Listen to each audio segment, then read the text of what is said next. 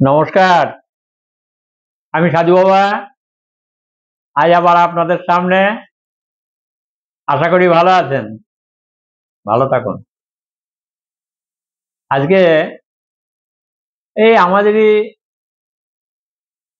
কিছু সাংসারিক সমস্যা, কিছু আধ্যাত্মিক সমস্যা, সবকিছু মিলিয়ে কিছু বলি।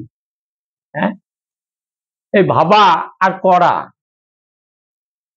এই ভাবলে ভাবা হয় কিন্তু করা হয় না। আর যে করার, সে কিন্তু এক মনে এক ধ্যানে এক জ্ঞানে করে, সে অত ভাবে না। তাহলে এই ভাবার করার মধ্যে অনেক সময় কি হয়, ভুল ভাল হয়। যে ভেবেচিন্তে যুক্তিযুক্ত ভাবে করে, সে ঠিক কাজে সাফল্য আনতে পারে। আর যে শুধু ভেবেই যায়, সে শুধু খালি ভাববে, করে না।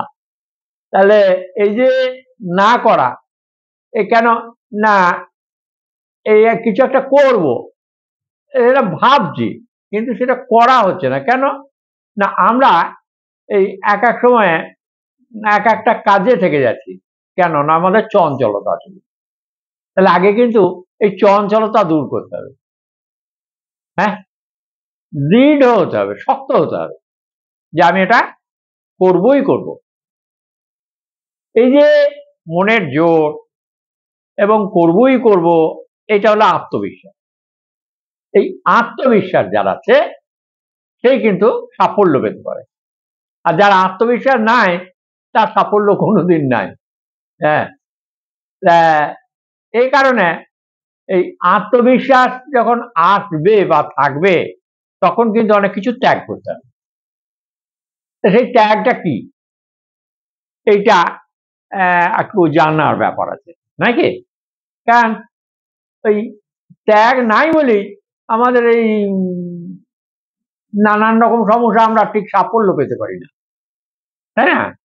কারণ এটা ওটা সেটা, চঞ্চল মস্তিষ্ক, এটা ওটা সেটা করতে গিয়ে আমরা ওই আসল কাজটা আমাদের বাদ পড়ে যায়।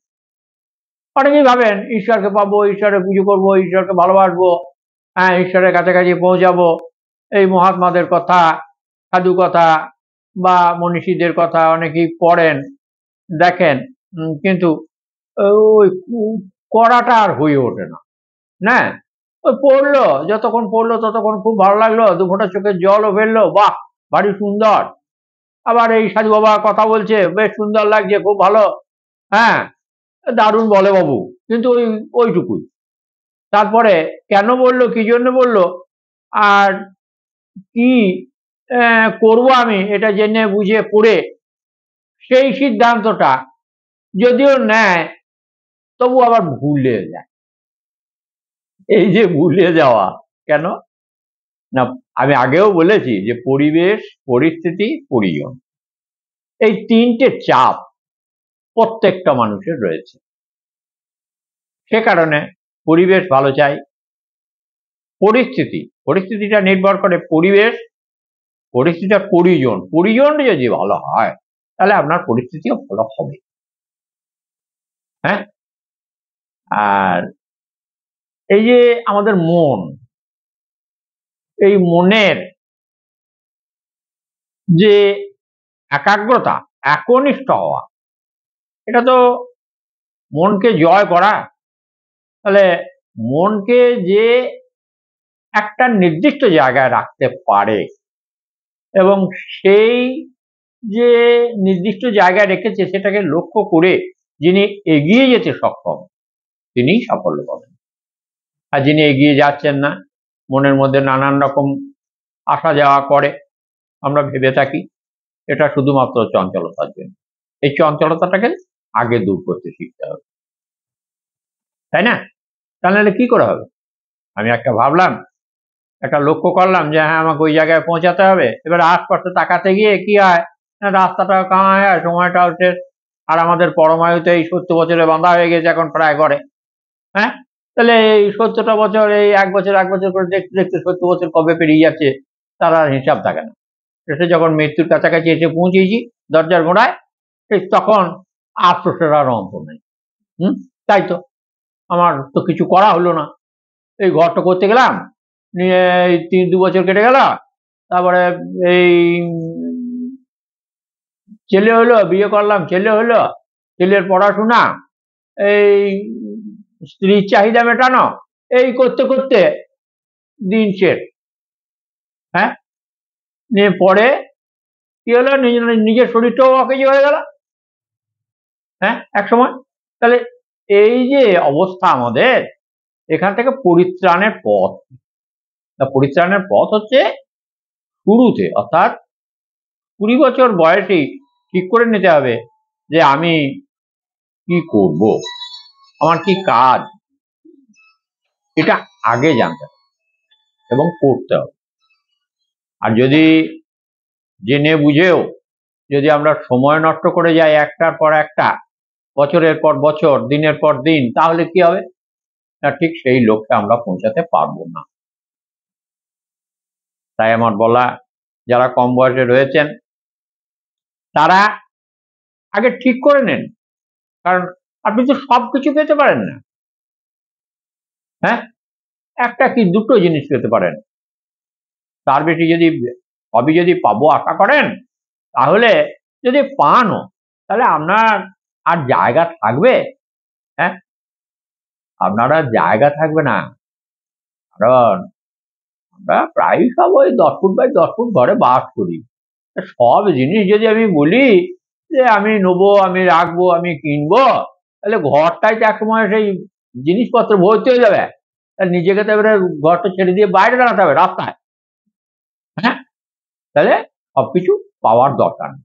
তেমনি আমাদের এই যে মানব দেহ, আমরা যে অনেক কিছু চাইছি, এই চাওয়াটা একটু কম থাকা।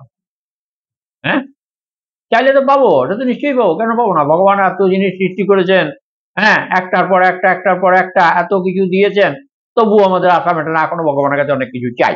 কেন গো? হ্যাঁ, ভগবানের কাছে এত চাওয়ার কিছু নাই? তিনি সব দিয়ে দিয়েছেন একবারে। হ্যাঁ, কি দেন নাই তিনি? আর সে কটাকে নিয়েও আমরা বলছি এখনো কিছু চাই। আবার কি চাই? হ্যাঁ, দেহের মধ্যে এই যে কটা দরকার যন্ত্রপাতি, সে কটা সব দিয়েছেন। চক্ষু, কর্ণ, নাসিকা, জিহ্বা, ত্বক, উপস্থ, অহংকার, মন, বুদ্ধি। হ্যাঁ, এই 10টা ইন্দ্রিয়, 5টা জ্ঞানেন্দ্রিয়, হ্যাঁ, আর 5টা কর্মেন্দ্রিয়, 10টা, 6টা রিপু, এই 16টা বন্ধু আপনার কাছে সব সময় রয়েছে আপনাকে বাঁচাবার জন্য। আপনি সেগুলো ঠিক ঠিক কাজে লাগান, আর ঠিক ঠিক কাজে না লাগিয়ে অকাজে সেগুলোকে ব্যবহার করে এই নিজেরকেও ব্যতিব্যস্ত করছেন, নিজেও আর ঠিক জায়গায় পৌঁছাতে পারছেন না, আর যেতেও পারছেন না। হ্যাঁ, এগুলো ঠিক নয়। আপনারা একটু বুঝে ঠিক যে জিনিসটা যে কারণে দেওয়া হয়েছে সেই জিনিসটাকে ঠিক ঠিক মতো ব্যবহার করুন। তাহলে দেখবেন আপনি ভালো আছেন, আপনি সুখে আছেন। আর এই আমিটার অহংকারটা একটু ত্যাগ করা ভালো। এই আমি আমি আমি এই শব্দটা এই অহংকার তৈরি করে। আর আমরা খুব ভালো করে জানি, হ্যাঁ, কত মনীষীরা বলেছেন যে অহংকার পতনের মূল, তবু অহংকারের আমাদের শেষ নেই। হ্যাঁ, আমি আমি আমি বললাম, আমি করলাম, আমি খেলাম, আমি নিলাম, এই সব সময় খালি আমি আমি আমি আমি, তাই না? হ্যাঁ, সুখ দুঃখ, হ্যাঁ, এগুলো সেই আমি। আমি যখন সুখের কথা ভাবছি তখনও সেই আমি, আর যখন দুঃখের কথা ভাবছি তখনও সেই আমি। সুখ দুঃখ তারই আছে যে আমি ভাবে, আর যে আমি ভাবে না তার কোনো দুঃখও নাই, তার কোনো সুখও নাই, তার কাছে সুখ দুঃখ দুটোই সমান।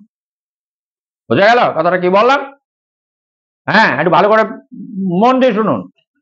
সুখ এবং দুঃখ তারই আছে যে মনে করে আমি, আমার সুখ আমার দুঃখ, এই আমি জ্ঞানটাই সুখ দুঃখটাই না আনে। আমি জ্ঞানটা যখন থাকবে না, সবটাই তিনি, তখন আর সুখও থাকবে না, দুঃখও থাকবে না, তখন আমি আপনি তখন নির্গুণ ব্রহ্মে পৌঁছে যাবে। হ্যাঁ, আর যেগুলো ভাবার কথা সেগুলো সত রজ তম 3টে গুণের মধ্যে আছে। সতগুণ, রজগুণ, তমগুণ, 3টে গুণের মধ্যে এই আমিত্বের প্রভাব। হ্যাঁ, আর এই তিনটে গুণকে ছাড়িয়ে যখন আপনি নির্গুণ, অর্থাৎ কোনো গুণ নাই, যখন আপনি নিরপেক্ষ, হ্যাঁ, তখনই আপনি ঠিক ব্রহ্মকে জেনেছেন, ব্রহ্মকে বুঝেছেন, আর ঠিক জায়গায় পৌঁছে গেছেন। এটার জন্যে আমরা যোগী মানুষ, তাই এটার জন্য আমরা শতচক্রের কথা বলেছি।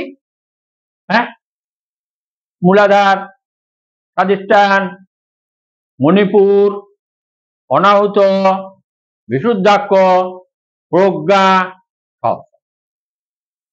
তাহলে এই এতগুলো সিঁড়ি বেয়ে আপনাকে সহস্রারে পৌঁছাতে, তাই না? তাহলে কি করে হবে? যখন আপনি নিচেতে থাকবেন তখন আপনি নিচেকার মানুষ। আজকেও আমার এক ভক্ত এসেছিল, কেউ বলল যে আমি মূলাধারে আর আপনি সহস্রারে, তাহলে আপনার সঙ্গে আমার কি করে মিলবে? হ্যাঁ, খুব সত্যি কথা গো। তবে ওপরে উঠে দেখুন, ভালো লাগবে, মিলবে। তাই আমাদের এই মিলটা হয় না কেন জানেন? একে অপরের সঙ্গে না, কেউ আছে মূলাধারে, কেউ আছে অনাহুতে, কেউ আছে প্রজ্ঞায়, কেউ আছে সহস্রায়। তা যিনি সহস্রায় রয়েছেন সত্যি তো, আর কেউ একজন মূলাধারে রয়েছে কি মণিপুরে রয়েছে, তার সঙ্গে ওর কি করে মিল হবে? হবে না। তাহলে সমজ্ঞানী হতে হবে, সমগুণের গুণী হতে হবে, তবে বন্ধুত্বটা ভালো হবে, তাই না? সেরকম লোক কে রয়েছে গো? সেরকম লোক রয়েছে, তার নাম হলো গুরু। হ্যাঁ, গুরু একটা সত্তা, কথাটা ভালো করে বুঝবেন। গুরু মানে এই দেহটাকে যদি ভাবেন যে এইটা গুরু, হ্যাঁ হ্যাঁ, তিনি সাকারে এই দেহটার মধ্যেই গুরুর সত্তাটা লুকিয়ে রয়েছে।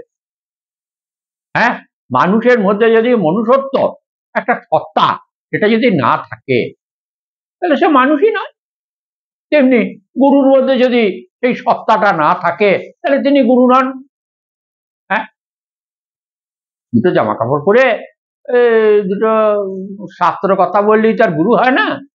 হ্যাঁ, গুরু হতে গেলে আত্ম উপলব্ধির দরকার, আত্মজ্ঞানের দরকার, হ্যাঁ, সমস্তটাকে জানা বোঝার দরকার, আর শিষ্য কোন জায়গায় রয়েছে সেই জায়গা থেকে ওপরে তুলে নিয়ে যেতে হবে, এবং তাকে ওপরে ওঠাতে হবে, বোঝাতে হবে, শেখাতে হবে। এরকম গুণ যাদের মধ্যে আছে তিনিই গুরু, তাই না?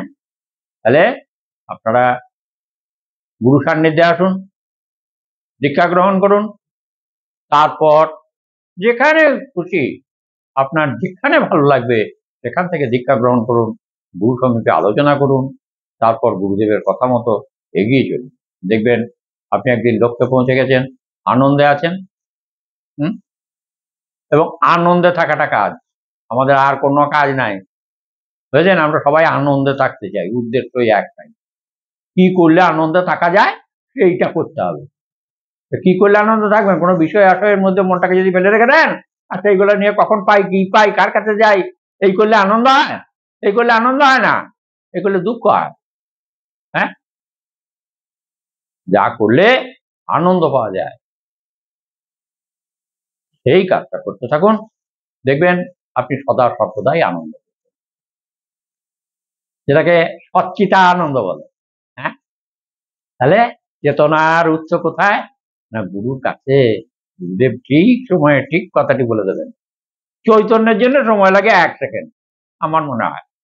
চৈতন্যের হৃদয়ে তা কত সেকেন্ড, কত ঘন্টা, কত মিনিট পেরিয়ে গেল, চৈতন্যের আর হৃদয় হলো না। হ্যাঁ, তাহলে আমরা কোন জায়গায় আছি? সত্যি তো সংস্কারের দরকার, জানার দরকার, বোঝার দরকার, কিছু শিখবো, কিছু জানবো, কিছু করব, এমন কিছু করো, হ্যাঁ, যেটা করলে সবাই তোমাকে চিনবে, সবাই তোমাকে জানবে, সবাই তোমাকে ভালোবাসবে। তাহলে তুমি ভালোবাসার পাত্র হও। হ্যাঁ, ভালোবাসার পাত্র হতে হলে ভালো কাজ করতে হবে, এমনি এমনিতে হবে না, ভালো গুণ নিয়ে চলতে হবে, ভালো কিছু করতে হবে। হ্যাঁ, আর যদি কিছু না করো তাহলে কিন্তু দৈহিক পরিশ্রম আর খাটনি খেটেই মরতে হবে, কাজের বেলায় কিছুই হবে না। যত অজ্ঞানী মানুষ আছে তাদেরকে তত বেশি দৈহিক পরিশ্রম করতে হয়। হ্যাঁ, আর যত বেশি জ্ঞানী গুণী শ্রদ্ধেয় ব্যক্তি, হ্যাঁ, তারা তত কম কাজ করে। দেখবেন উচ্চ শিক্ষিত তারা ফ্যানের তলায় বসে আছে, নাহলে এসি ঘরে বসে আছে, এয়ার কন্ডিশন ঘরে, ওরা একটু সই করে দেয় আর দু একটা কথা সারাদিনে হয়তো বলে, আর তাতেই তার মাসে 1.5 লাখ টাকা। হ্যাঁ, আর এমন লোকও রয়েছে সারাদিন সকালবেলা থেকে সেই সন্ধ্যে 7টা পর্যন্ত মাথায় করে এখন 50 কেজি করে মাল সারাদিন গাড়িতে লোড করলে, নাহলে খান্নে গেল কান্দা করে বয়লে, মাথায় করে বয়লে নিয়ে ঘেমে ঘুমে একাকার। হ্যাঁ, এবার কি বিচ্ছিরি অবস্থা হয়ে ওই বাড়ি এলে 300 টাকা হাতে করে। তাহলে সেগুলো করুন, সব কর্মের মধ্যেই তার শক্তি রয়েছে, করুন, করতে বাধা নেই, কিন্তু চেষ্টা করুন একটু একটু করে ধাপে ধাপে উপরে উঠবো, জানবো, কিছু শিখবো। হ্যাঁ, কোনো কাজই ছোট না, ছোট থেকে বড়, তাই না? আজকে এটুকুই বলে শেষ করলাম, আবার পরে যদি যা মনে হবে তাই বলবো। ভালো থাকুন। হ্যাঁ, আর যদি কিছু ভুলভাল বলে থাকি তাহলে ছেড়ে দেবেন, নেবেন না। আর যদি কিছু ভালো বলে থাকি তাহলে সেগুলো নেবেন, আর সেগুলো নিয়ে কাজে রূপ দেওয়ার চেষ্টা করবেন। আশা করি ভালো থাকবেন। নমস্কার। হ্যাঁ, আর